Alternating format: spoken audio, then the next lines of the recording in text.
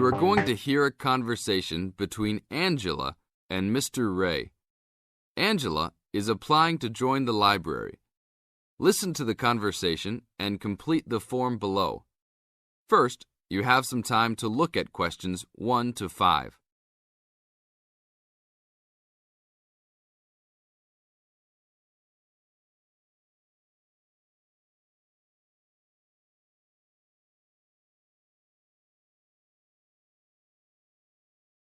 Now we shall begin. You should answer the questions as you listen, because you will never hear the recording a second time. Hello, how can I join the library? Well, you need to make an application. Would you like to do it now? Yes, if I can. One moment and I'll get the form.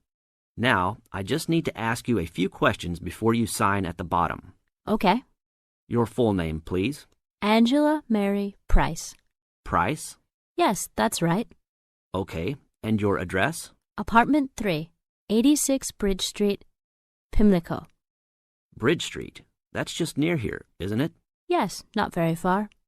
Good. So the postcode must be 2065, right? Yes, that's right. Now, your telephone number. I need both home and work if you have them. My home number is 8763-5142, and work is 8456-1307. Do you need anything else, like ID or something? Yes, your driver's license will do, if you have one. Right. It's easy to remember. I know it by heart. 4040AC. I'm afraid I'll also need to see it. Okay, here it is. Thanks. And your date of birth, please? 24 March 1981. Okay, thanks. That's the most important part completed. But if you don't mind, I'd also like to ask you a few questions for a survey we're conducting. Yes, that's okay. Now you have some time to read questions 6 to 10.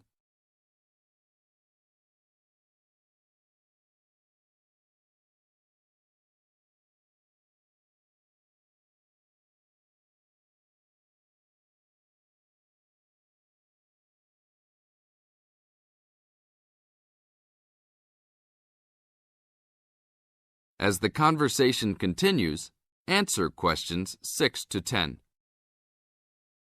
What kind of books do you like to read? Here's a list to look at. Oh, it varies from time to time, but I always like to relax and learn about other countries I might visit one day. I don't like anything too heavy or serious, unless it's about animals or the environment. I'm not really into sport very much. Anything else? Well, I do like entertaining at home. You know, dinner parties. So I suppose you'll have something for me in that line. The pictures in those books always make me hungry, although they never seem to turn out exactly as they look in the books. Fine. I think that's all I need now, except I need you to sign here on the application form. Oh, and I almost forgot. The membership fee is $20, which is refundable if you no longer stay a member. There you are. Do I sign at the bottom here? Yes, that's right. You can borrow books now if you wish, although your membership card won't be ready until next week. So if you want to borrow today, you can pick up your card when you return your first books. That's if you want to take some now. I think I will, but I'll have a look around first. Okay, take your time. That is the end of part 1. You now have half a minute to check your answers.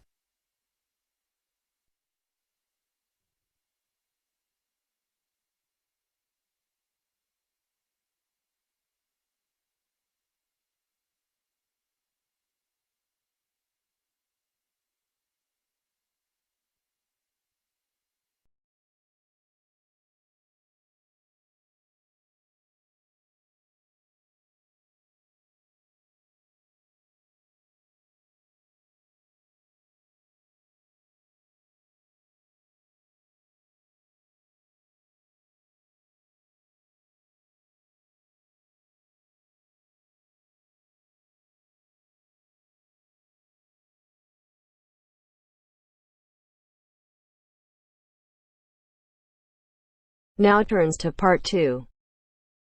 Part 2. You will hear an extract from a talk about the Scottish Highlands.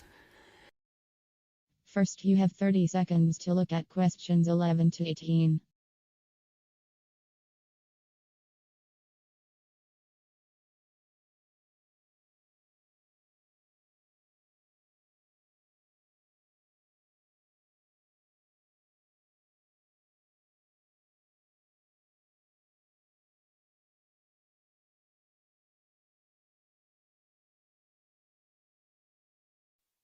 Today I have with me Moira Mackenzie, the author of several books in a well-known series of travel guides, and she'll be talking about what is probably the most fascinating wildlife area in Europe, the Scottish Highlands. Moira. Yes, that's right. And it's a wonderful place to visit with lots to do in an area that makes up over half of Scotland. Including the 790 islands that lie scattered around the coast, it covers 39,000 square kilometres. Getting there is easy. From here in Glasgow, a good starting point is Fort William on the west coast, with regular bus and rail services linking the two. I'd recommend the train, which takes 4 hours to get there. Alternatively, you can take the Highland Line, which takes the more easterly route up to Inverness.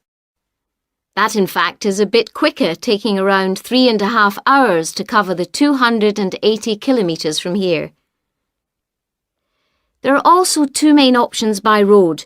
You can take either the A9 up through Stirling and Perth and then on to Inverness, or else on the west there's the A82 which runs up to Fort William and then, if you want, on to Inverness. Now, a lot of people associate the Highlands with bitterly cold weather, but in fact the region has a generally mild climate as a result of being surrounded on 3 sides by sea, particularly the warm waters of the Atlantic. At sea level in the west, for instance, the temperature ranges on average from a minimum of 1 degree centigrade in January up to 18 in July, and you can actually see palm trees growing there. Obviously, though, the temperatures will be lower inland and on higher ground.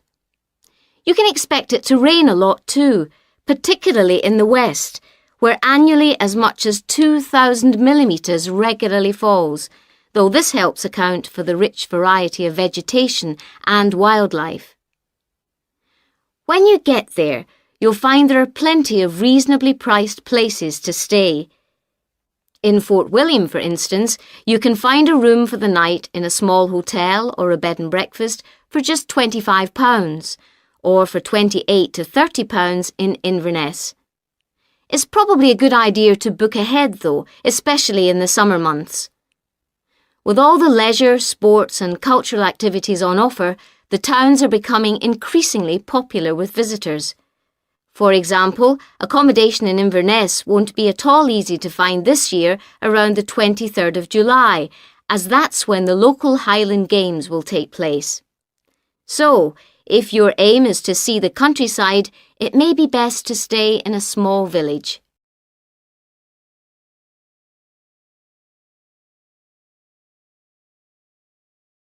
Now you have some time to look at questions 19 and 20.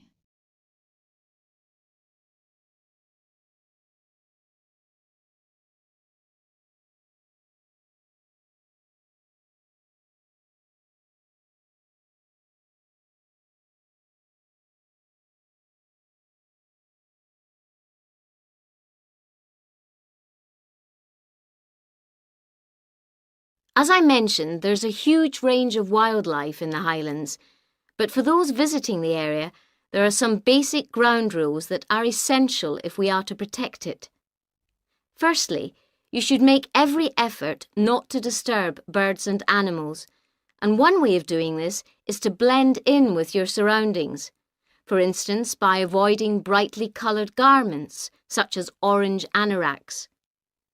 To see wildlife clearly, it's best to use binoculars, keeping your distance. This is particularly important during the breeding season. Wherever possible, use a hide so that they are less likely to detect your presence. Surprising though it may seem, visitors are advised to use their cars where no purpose-built hides are available, as people are apparently less likely to startle animals if they stay inside their vehicles. You may even find that creatures come up close to where you're parked, in which case, wait until they've gone before you move off. It should really go without saying that it's essential to be as quiet as possible, though sadly some people need reminding of this. Oh, and one other thing. Wild animals and pets don't mix, so please leave your dog at home or at least somewhere he or she can't chase the wildlife or damage their habitat.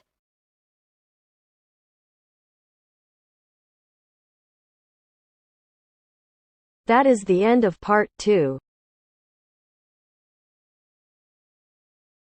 You now have half a minute to check your answers.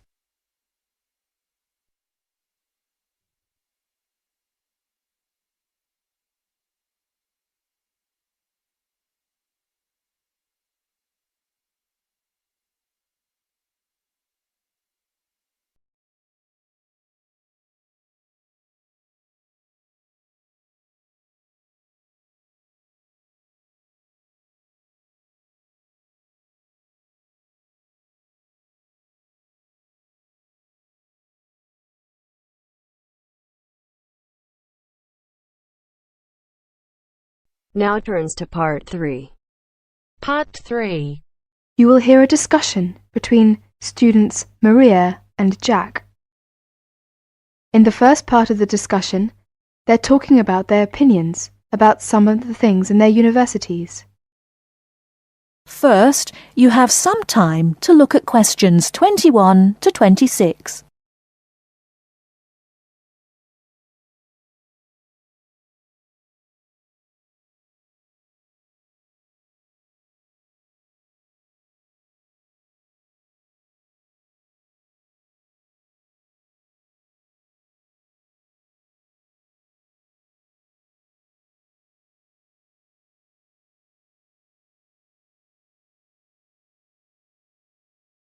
Now listen carefully and answer questions 21 to 26.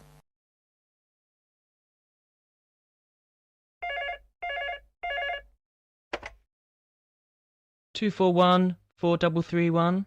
Good afternoon. May I speak to Jack Robert, please? Speaking, please. Hi, Jack. This is Maria. Hello, Maria. How are you getting on there? Fine. I arrived in Nottingham yesterday. I've just settled down and I live on the campus of Nottingham University. Oh, that's good. Do you like the campus? Yes, it's beautiful. What do you think of yours? Edinburgh University? It's marvellous.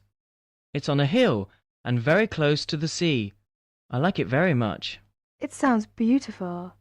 Jack, what's the weather like there? Oh, it's fine and sunny. It's said that the weather here is very nice in summer, but awful in winter. What's the weather like in Nottingham? Well, it's a bit depressing. It's been raining since yesterday. I can't go out, so I have to stay in my room. What about your room? Is it a nice one? Yes, it's small and elegant. How about yours? Mine is an ordinary one. It's a twin study room. I share it with one of my classmates. He's intelligent and very friendly. We're getting on quite well. How's your roommate? She's very nice, but a little bit quiet. She likes reading and seldom speaks. By the way, do you like the Scottish food there? Oh, I like it. It's very delicious. Oh, really? I don't like the food here. It's disgusting. It has no taste. I have to cook for myself in my room. Well, Maria, as the saying goes, when in Rome, do as the Romans do. Come on, don't be too choosy. Oh, someone's at the door. I have to answer it, Maria. I'll call you this evening. Bye. Bye. Ellen, a student union officer, is conducting a survey about the university facilities. She is asking 2 students about their opinions. Before you hear the rest of the talk, you have some time to look at questions 27 to 30.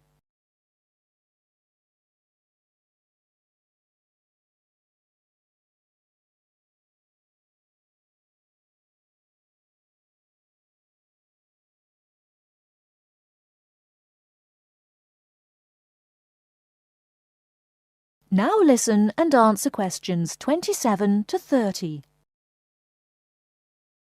I'm Alan, and I work for the Student Union. Now, I'd like to hear your opinions about a few things in the university. We've asked for some volunteers to help us conduct this survey into how satisfied students are with the university facilities. First of all, let's take the lecture rooms. We could score them, for instance, 1 is excellent, 2 satisfactory, 3 rather poor, and 4 really bad. Robert, you first, please. What do you think about the lecture rooms here? Not so good, I'm afraid. I would score 3. They're too small for one thing. Sometimes we can hardly find a seat. Yes, but that doesn't happen very often. Personally, I think they're all right. They're comfortable, and the acoustics are quite reasonable.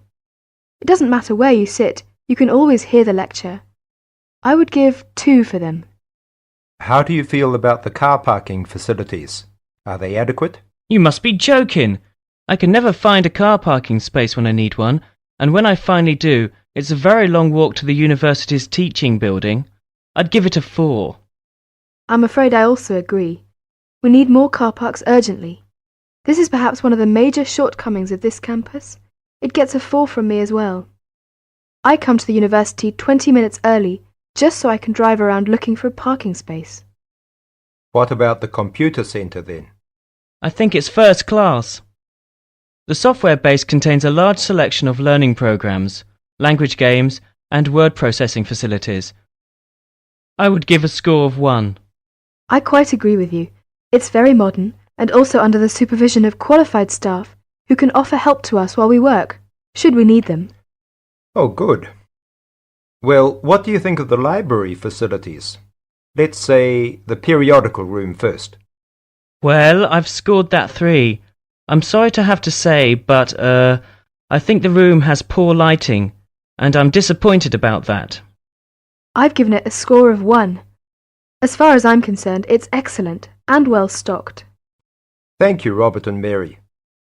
Now, let's turn to the photocopying facilities. I would give it a score of 2. Personally, I think it's all right and it's very helpful. Huh? I would score 3. I think it's too expensive for photocopying, and there are not enough machines. Sometimes we have to stand in a line. Okay. Now, let's talk about the... That is the end of part 3.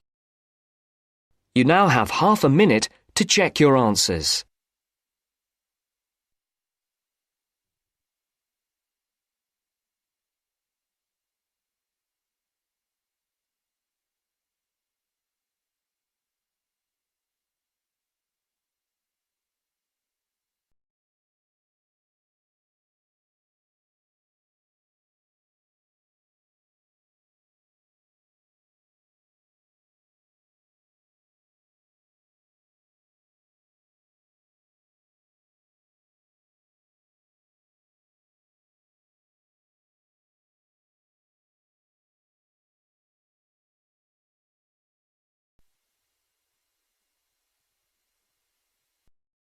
Now turns to part 4.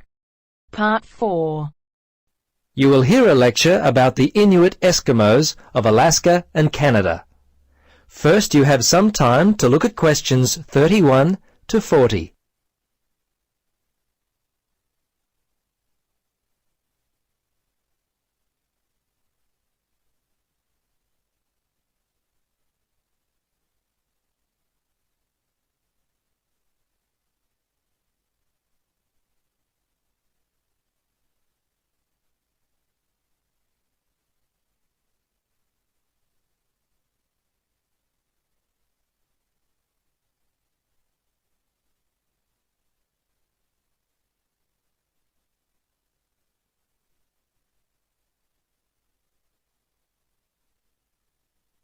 Now listen and answer questions 31 to 40.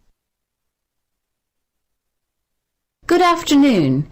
In our lecture today, we will continue our study of people who inhabit the northernmost regions of the world.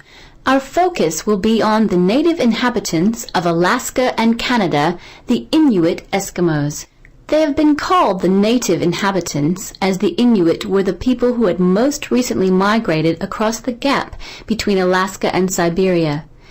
Distinctly Asian in origin, the Inuit, which is literally translated the people in their native language, developed their civilization in what is now the Bering Sea region about 1,000 years ago. Their culture spread eastward and is called the Thule culture, after the place in northern Greenland where archaeologists first discovered it. The first Europeans to meet Inuit people were Norse settlers in what is now northern Newfoundland, Canada. These settlers lived there for a short time around 1000 AD. Approximately 500 years later, beginning in the 1500s, European whalers, fishing crews, and explorers met many Inuit along the coast of Labrador. Russians and other Europeans first met Alaskan Inuit in the 1700s. 100 years later, in the mid-1800s, whalers began to hunt in the Arctic. Some Inuit were employed by whalers and traded with them during that time. Perhaps one of the most interesting aspects of the Inuit is how they were able to survive and grow in such a harsh Arctic environment. Firstly, and not surprisingly, their homes were well adapted to the freezing conditions. They lived in predominantly two types of housing that would keep them warm. In the cold summer, they would live in tents that were made from the skin of the animals they had hunted for food, and they also traveled in boats. These were called umiaks by the natives. In the winter, they would live in houses made of sod, and when on hunting trips, they would commute by dog sled and build temporary houses made from ice. These igloos, which is the Inuit word for house, were uniquely made with a sharp blade carved out of walrus tusk. They would cut large blocks of hard-packed snow, about 3 meters wide, out of the ground. The blocks would then be used to build a 6-meter dome over a wide, shallow hole. Within 1 or 2 hours, an igloo up to 10 meters in length could be built. It was weatherproof and large enough to house an entire family.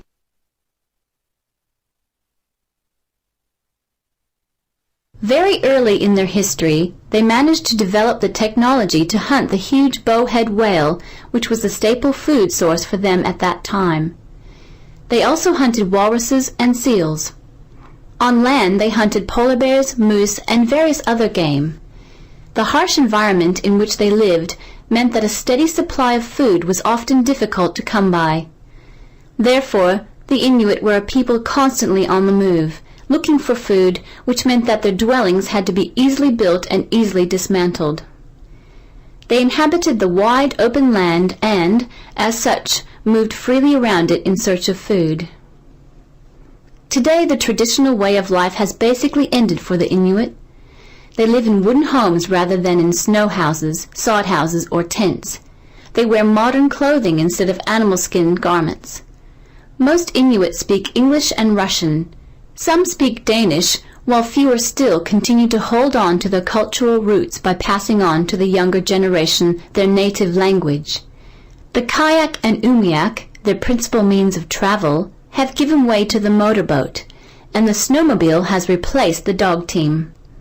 The combined percentage of the Inuit population in Alaska and Canada stands at 63%, the latter being 29% and the former around 34%.